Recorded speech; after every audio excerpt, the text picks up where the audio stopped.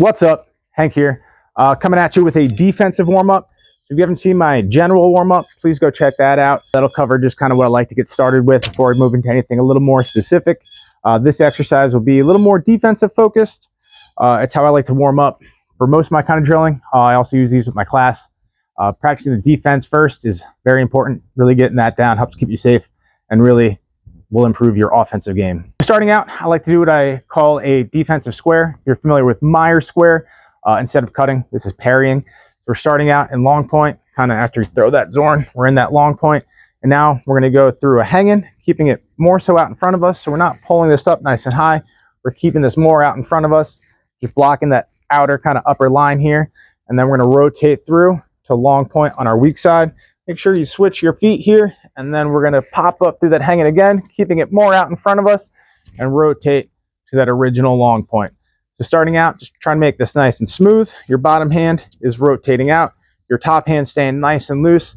You just want that pointer finger and thumb, that area right between there, just popping up, supporting that sword. Change your feet, rotate through to that long point.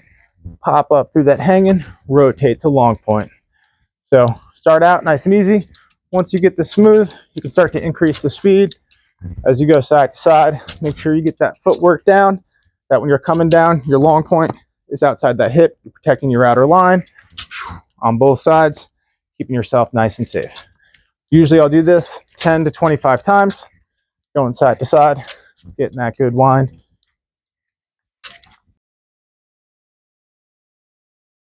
Alrighty, after the defensive square, I like to practice kind of my low hanging parries to the outside.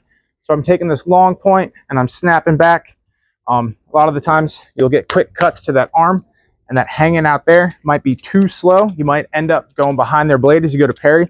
So you need to snap back. So we're bringing our long edge out. Our sword's at roughly a 45-degree here. And I'm not pulling my elbow back. I want to wrap it behind me, and I'm going to turn my chest a bit too. So we're in this long point. I want to snap back. I'm pulling my elbow around me, bringing that cross guard close to my hip, turning my chest out. I might even lean back a little bit, give myself a little bit more room. And then we're just going to go back to long point. So we want to snap back, back to long point.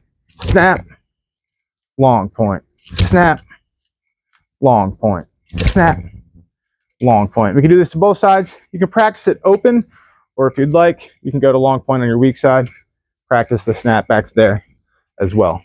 Usually I'll do these 15 to 25 times on either side. Really try to get this movement nice and quick and crisp. So following that up, I just like to practice the cone of defense in more of a defensive manner. So I'm practicing more of turning my long edge out to parry. So similar to that wind in where we kept that tip nice and centered, we want to keep that pretty similar when we're doing this cone of defense with the long edge out. So we're just going to start in that long point, rotate our long edge up and out to the other side. So when you're doing this, you want to make sure you're keeping good structure here. You have your forearm in line with that handle, ready to kind of absorb any pressure you might get on the blade. If you have a hard cut, you need to make a strong parry real quick. You want that force going through your bones down into the ground. You don't want to try to absorb a lot of that with your muscles. You want to maintain good structure whenever you're moving. And while we're practicing, it's always a good time to check to make sure that you got everything lined up where it's supposed to be.